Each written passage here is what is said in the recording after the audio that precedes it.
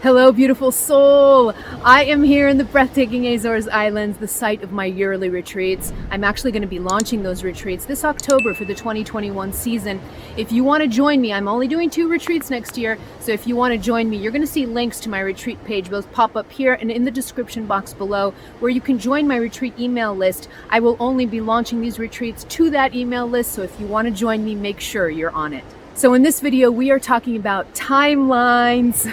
What are they? Why should I care? And the reason that this topic of timelines came up was because recently on August the 8th, it was what was called a Lion's Gate portal. It's a common yearly astrological phenomenon. And I did a YouTube live with my community. And in that YouTube live, you were guided into a meditation on how to release lower timelines and kind of materialize your higher timelines, access your higher timelines. That's what that whole meditation was about. You'll see it popping up here. Even if it's after August, you can still do that live activation. It's been turned into a guided meditation on my website, so you'll see links to that in the description box below, so you could do it even after the Lion's Gate. So that's a cool meditation for you to do. But after that activation, I got a ton of emails and comments from people asking me, what the heck are timelines? I don't even know what timelines are. I don't know what higher timelines are, what lower timelines are. Can you please go into that topic more? Okay, so that's what this video is going to be about. So in order to understand timelines in a broad way, we have to first understand your role as the co-creator of your reality, okay? Your role in the universe. That's really important for you to be able to understand timelines. So you have a crucial importance in the co-creation of your life. You dance with the universe, or what spiritual teacher Greg Braden calls the divine matrix. All right, I love that term. You dance with the divine matrix of which you are a part of, and in that dance you co-create the experiences of your life along with the universe. It's a co-creation between you and the universe. There's always an interplay, there's always a dance. You aren't separate from the universe, and life doesn't just happen to you. You are an active participant in the creation of the experiences that you have down here, okay? So your role in your life is one of co-creator. You are very powerful, very, very powerful. And the reason I'm talking about this is because that's the only way that you can understand the difference between what's called higher timelines and lower timelines. You have to understand your place in all of this, okay? And it's a really important place. It's a very powerful place. So life doesn't just happen to you. You co-create it with the universe, all right? So let's start there. Now on to timelines, okay? Timelines are basically, I like to see timelines as a little piece or a little segment of the map of your life that was designed by your soul. All right, so before you came down here, your soul goes through meticulous planning. A lot of planning goes in pre-lifetime. So before you come into this lifetime, a lot of planning goes into it in order for you to be prepared, because your soul plans out certain experiences down here that it wants to go through on its evolutionary quest that's never ending, all right? So there is a lot that's planned. Your soul puts together what I call kind of a life map, all right? Your soul puts together a life map. There's a start to that life map, and there's a general destination to that life map. And so you can really think of it as exactly like a map. I have a map, I have a starting point, and I have a destination, and then I'm going to go along the roads and different twists and turns to get to that destination, all right?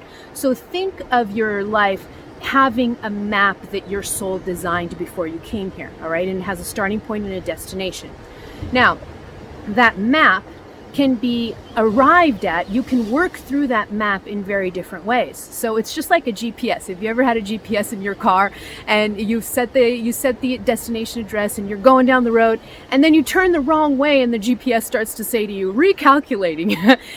Has this ever happened to you? You're recalculating. So when you turn the wrong way, the GPS recalculates the route and then it immediately gives you a different route to get to the same destination. You see, so you can reroute your GPS a million times and it'll still continue to work and get you to the destination as quickly as possible, all right? And so that's exactly what timelines are. Timelines are small segments in your map of life, and they are very dependent on what steps and what turns you take yourself, what choices, what beliefs, what turns, what emotions, what energy you vibrate. It's going to cause you to take a step this way or a step that way, and those choices are going to open up small segments of your life map that are then going to get you to your destination. Higher timelines are the pieces of the map, the segments of the map that'll get you to your destination faster or more efficiently or in the way that your soul had planned. Okay, so that's what's called a higher timeline. A higher timeline is essentially the most efficient, the best way, and I'm saying it in air quotes because your soul never really judges you. So if you take a wrong turn, again, I'm using air quotes, if you take a wrong turn and you go down a road and your soul's like, oh my God, where is this person going? Your soul doesn't judge you. They just say, okay, he took a turn to the left, so let's make the best of it. That's what your soul always says to you. Let's make the best of it, all right? But a higher timeline is when you turn exactly where your soul wants you to turn, okay? And that gets you to your destination that your soul had planned out. That's what's called a higher timeline. It's your most effective, efficient way of getting somewhere on your own life map, okay? A lower timeline is when you get a little bit lost down here, you forget who you are, you totally forget your soul's map, and you start to take turns in directions that your soul hadn't really planned out. And so those turns very frequently lead you to some trouble sometimes. This is usually where we can go down roads that can be very painful. They can cause a lot of suffering in our lives. We can get stuck in old patterns. We can get stuck in old ways of doing things. We can really create a lot of drama when we sidestep our map and we start to go down different roads. Okay, so these are called lower timelines. Again, when I use the term higher and lower timelines, I'm not using it to mean that one is better than the other or one is higher than the other. It's really hard to talk about these things because you have to use words, but words sometimes they label things that aren't accurate, okay? So when I say higher timelines, I'm not saying it's better for you because again, you have to remember your soul never judges you. So if you take a turn that your soul hadn't planned, if you take a turn and you go down some painful paths, your soul doesn't say, oh my God, you're such an idiot. Why aren't you doing what I'm telling you? Your soul doesn't judge you. Your soul just always says, okay, let's make the best of it. That person, my lower self down here, decided to turn this way. It's not really what I had planned, but let's make the best of it. That's what your beautiful soul is always telling you. So when I'm talking about higher timelines, again, I don't mean that it's the best or lower timelines the worst. It's just that the higher timeline is more in sync with the plan that your soul had for you, and the lower timeline is less in sync with what your soul had for you, okay? So that's all that I mean with these higher and lower timelines. So the next question then is, okay, well, what makes me choose a higher timeline versus a lower timeline? How can I get more in sync with my soul and come into that higher timeline, which is precisely what I guided people to do in that YouTube activation that we did in Lionsgate. It was precisely for this. It was for us to release our lower timelines, to release the past and release our lower timelines, and come more in alignment with our souls where we can access the highest possible timelines that we have available for us in this lifetime. And those are going to be different for everybody because we each have a different soul map or a life map that the soul puts together. They're unique to all of us, all right? So The next question then would be, how do I even know whether I'm going high timeline or low timeline? And there are really two major areas that affect your decisions and whether you step into higher timelines or lower timelines. There are two things: the heart center and the mind. Two major things. I've talked about the heart and the mind before. These two centers are the most powerful generators of electromagnetic energy in your whole body, and that means that they are the largest contributor to your electromagnetic field, your quantum self. And it's your quantum self, your whole electromagnetic field, your aura, your chakras, all of that part of you that you cannot see, which is frequently called the quantum self or the electromagnetic field. There are different terms for it, but it all means the same thing. The part of you that you cannot see with your physical eyes is the part of you that begins the co-creation of your experiences way before they materialize, okay? And the largest contributors to your electromagnetic energy, to your overall quantum self, to the vibration of your quantum self, is the heart center and the mind. The heart center being much stronger than the mind in terms of its contribution. The heart center is 50 times stronger than the mind electromagnetically. Okay, so these two centers are really powerful, but the mind is very powerful too. So what this means is that the quality of the things going on in my head and in my heart are going to contribute to the vibration of my electromagnetic field, and the vibration of my electromagnetic field is going to be really important in the decisions that I make. The higher vibration I am with my heart and with my mind, the more likely I'm going to be in connection with my soul, which means that the probability that I'm going to take a step in the direction that my soul wants me to, or in the direction of a higher timeline, is higher. The higher my vibration, the higher I listen, the more ability I have to listen to my soul and be in connection with my soul, because our souls vibrated very high energy, okay? And so when I match it with my lower self's vibration, when I match that, I'm able to listen to my soul a lot more effectively, okay? So these are the two main contributors. So let me break this down a little bit more. What I'm really talking about is your beliefs, your thoughts, the stories that you tell about yourself in the world, how you feel, heart, how you feel about yourself, how you feel about the world, how you feel about life, how you feel about the universe, how you see all of this. So you see, what you think and what you feel is tremendously important in pairing you up with your higher timelines or pairing you up with your lower timelines. Let me give you a concrete example to show you more concretely how this works. If I have a mind that's constantly saying things like this, let's say that your whole thought process every day goes like this: I have no luck in life, only shitty things happen to me, only other people have good experiences, I just came down here to have a shitty life, nothing good ever happens to me, I'm worthless to other people, I don't deserve to be happy, things like that. Okay, you get the story, right?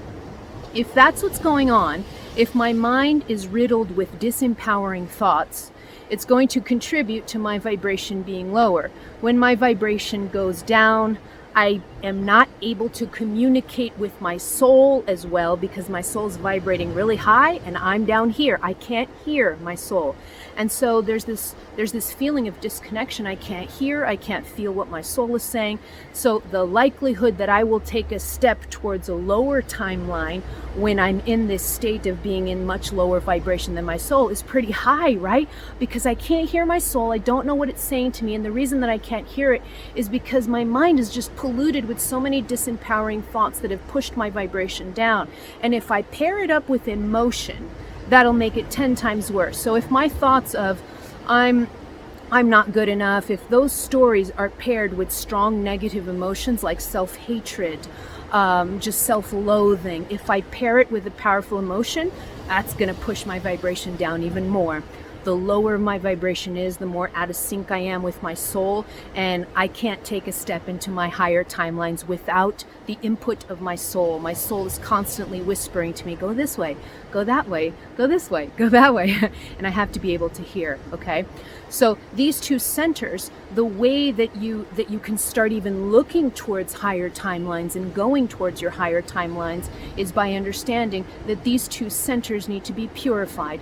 And what I mean by purified is simply there needs to be a shift towards empowering thoughts, towards empowering emotions, towards emotions that are more ascended, emotions that are more love-based.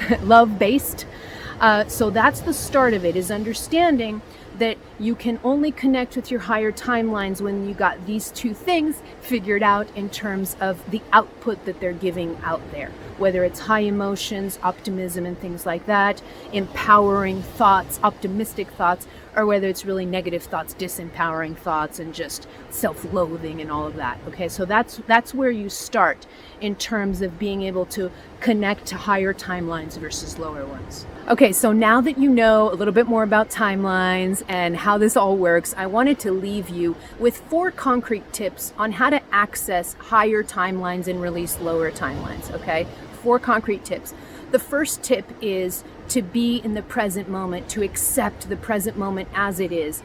You cannot step in any direction, whatever direction that is. You can't really step from a position of non-acceptance, because non-acceptance is rejection. It creates so much inner turbulence inside of you that when I'm in a state of rejection, I can't really see to step that way or that way. I cannot make I was going to say ascended, but I cannot make accurate decisions. I cannot make level-headed decisions. That's the term I wanted to use. I can't make level-headed decisions from a position of rejection of where I am right now, okay? And the example sometimes that I give to people is the example of, hiking along, you're hiking along, and then suddenly you put your foot and you fall into quicksand. Just unexpectedly, you fall into quicksand, okay? Now, imagine if you fall into quicksand and you started saying to yourself, oh my God, I'm in quicksand. I don't want to die. I hate quicksand. Quicksand sucks. Oh, my life just sucks. And you start to thrash about in the quicksand. You know what's going to happen? You're going to die really fast, because the more you thrash in quicksand, the faster you sink in it. Okay. So what you can do to save yourself is, first, I accept where I am. I am in quicksand right now. And then from that position of this is where I am right now, and I'm accepting of where I am because I can't do anything to change it in this moment. I'm in quicksand. So I accept the present moment, and then you go in, that's where you go into this problem solving mindset. And then from a place of calm, you say, what do I need to do? Okay, I saw in a TV show that I just need to float my body and I won't sink in quicksand, okay? And so you start doing that. This is just a dumb example, but it's showing you that when I am in a position of acceptance, that's where true problem solving, that's where I can listen to my soul, and true problem solving comes in, okay? So acceptance of the present moment is very key.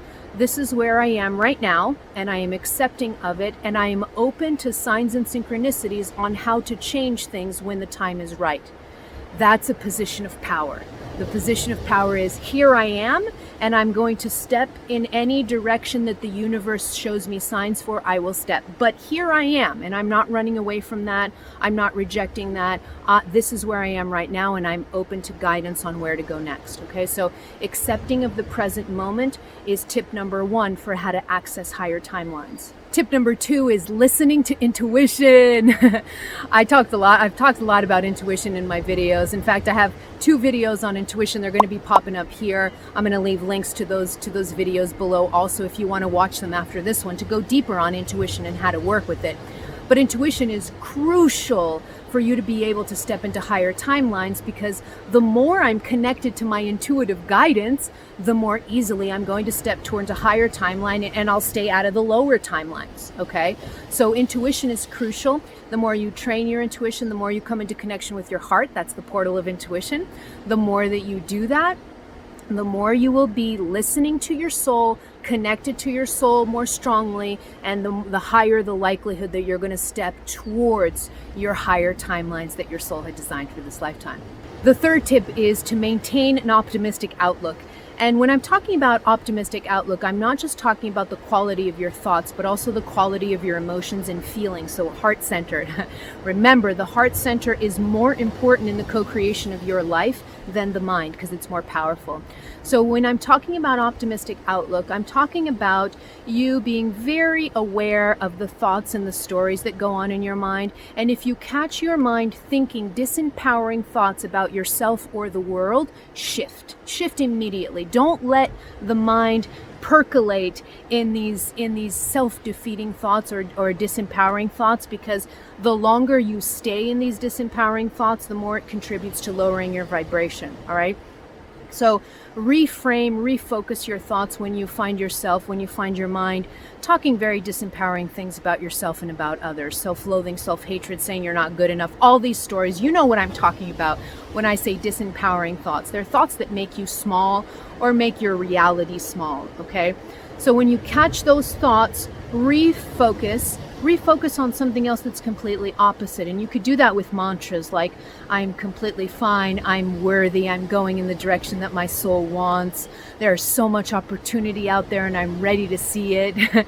You see, these are just examples of self-empowering mantras that you can use in order to keep yourself in an optimistic outlook, but then pair it with emotions and feelings, all right? So if you catch yourself just, in just a state of self-loathing or just self-hatred, things like that, focus that heart center, open that beautiful heart center and access the deeper layers of the heart, which is filled with love, unconditional love, power, just compassion, kindness, peace, serenity. Those are lower in the deeper in the heart, and you can access them with a little bit of meditation, with some mantra work, with music. There's a ton of ways, and when you watch those intuition videos that I shared with you earlier in this video, you're going to be able to access those states of the heart. You're going to learn how to work with the heart a little bit better so that you can start emanating more higher ascended emotions that will then contribute to ascending your energy field. And the more that you do that, the higher the likelihood that you're going to step into higher timelines. The fourth tip, and probably one of the most important ones, and one that I talk about in many videos too, is to surrender. I talk about surrender a lot. Surrender is absolutely crucial to access your higher timelines, because what surrender does is it's basically when your lower self, the lower self is the human part of you, the mind, the body, the human part of you is what's considered the lower self. It's not less valuable than the higher self. Again, don't take the words higher and lower too literally. It's really hard to talk about these things without giving the impression that one's better than the other. So the lower self isn't worse than the higher self. The lower self is just the human part of you, the part of you that you can see a little bit better, okay? The more that lower self surrenders to the will of the soul or the higher self, the more that your lower self surrenders to the soul's map, the map that the soul had planned out for you, the faster you can access your higher timelines, okay? So surrender is crucial. And a lot of times people say to me, am I just here to be a slave of my soul? So people say this to me a lot. They're like, what about free will? What if I don't want to do what my soul tells me to do? And again, there's no judgment. Your soul never judges you at all. If your lower self wants to take a left turn when the soul had planned out a right turn, that's totally fine. Again, your soul doesn't judge you. Your soul simply says, okay, let's make the best of this left turn that this person took, that my lower self took. Let's make the best of it, and let's see where this takes us, okay? So there's no judgment. But when you do surrender your lower human will, because there are really two types of will. There's your lower will, or what's called free will, human free will, and there's your higher will, your divine will, your soul will. Well, that's your will too. Your soul's will is your will too.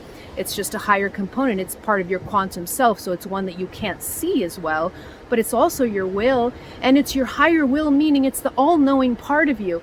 So if it's the all-knowing part of you, wouldn't it make sense to want to surrender to it?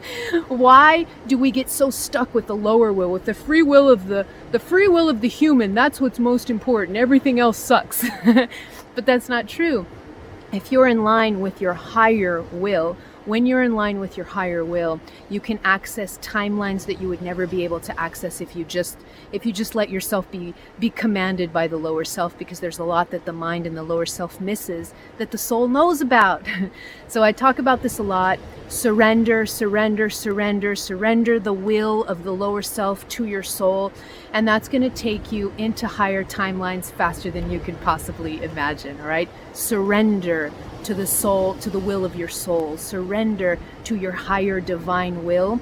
You'll be accessing higher timelines real quick. Now over to you. Let me know in the comments below if you are struggling to access your higher timelines, or if you're doing it, if you're accessing your higher timelines as we speak. Let me know in the comments below. I will see you soon, beautiful soul, from the breathtaking Azores Island. I'll be back soon with more videos. See ya.